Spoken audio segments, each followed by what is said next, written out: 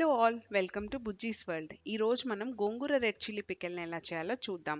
ఇది ఆంధ్రుల వంటల్లో ప్రత్యేకమైనది కదా. దీనికోసం ఒక 15 నుంచి 20 వెల్లుల్లిపాయలను ఒలిచి పక్కకు పెట్టుకోవాలి. అదేవిధంగా డ్రై రెడ్ చిల్లీస్ని 2 ముక్కలుగా చేసి పక్కకు పెట్టుకోవాలి. వేయించేటప్పుడు చాలా బాగా ఉంటుంది. అండ్ మీ దగ్గర ఏ గోంగూర దొరుకుతుందో, పెద్ద ఆకులదైనా చిన్న ఆకులదైనా ఏదైనా పర్వాలేదు, బాగా కడిగి ఎండలో ఆరబెట్టుకొని దాంట్లో ఉండే తేమ అంతా పోయేదాకా ఆరబెట్టుకోవాలి. దాని తర్వాత ఒక ప్యాన్ తీసుకొని 1 టేబుల్ స్పూన్ ఆవాలు, 1 టేబుల్ స్పూన్ మెంతులు వేసి బాగా ఎర్రగా అయ్యేదాకా రోస్ట్ చేసుకోవాలి. దీన్ని పొడి చేసుకొని మనం పక్కకు పెట్టుకోవాలి.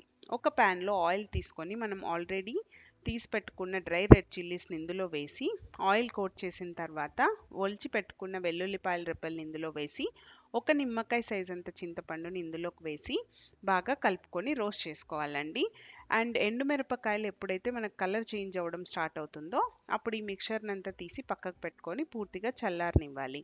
అదే ప్యాన్లోకి మనము కడిగి డ్రై చేసి పెట్టుకున్న గోంగూరను ఇందులోకి వేసుకొని బాగా కలుపుకోవాలి.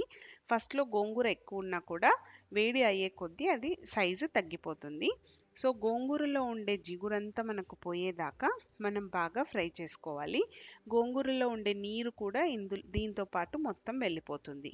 అలా అయిపోయిన గోంగూరను ఒక ప్లేట్లోకి తీసుకొని పూర్తిగా చల్లారనిచ్చి దాన్ని తీసుకొని పక్కకు పెట్టుకోండి. మనం తర్వాత వాడుకుందాం.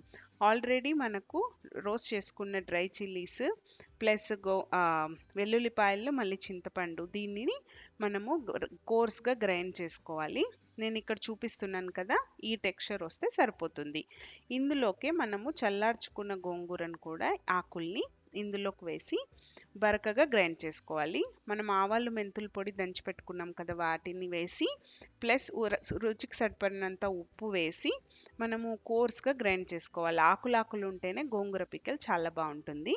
మనం ఇంతకుముందు వాడిన ప్యాన్లోనే ఆయిల్ వేసుకొని కొద్దిగా ఆవాలు, కొద్దిగా జీలకర్ర, కొంచెం శనగపప్పు, కొంచెం మినపప్పు వేసి ఎర్రగా అయ్యేదాకా రోస్ట్ చేసుకోండి. తర్వాత బరకగా దంచిన గార్లిక్ని ఇందులో వేసుకొని కరివేపాకు వేసి చిటపటలాడిన తర్వాత లాస్ట్లో ఒక 4 ఎండుమిరపకాయలు వేసి గ్రైండ్ చేసి పెట్టుకున్న గోంగూరను ఇందులోకి వేసి బాగా కలుపుకోవాలి. మనం ఎంత ఆయిల్ వేసినా కూడా గోంగూర మొత్తం పీల్చుకుంటుందండి.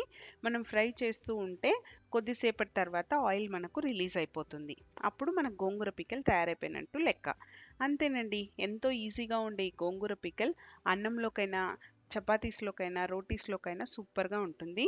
అండ్ ఆంధ్ర మీల్స్లో గోంగూరకు ఉండే స్థానము ఇంకా ఏది ఆక్యుపై చేసుకోలేదు. ట్రై చేసి చెప్పండి.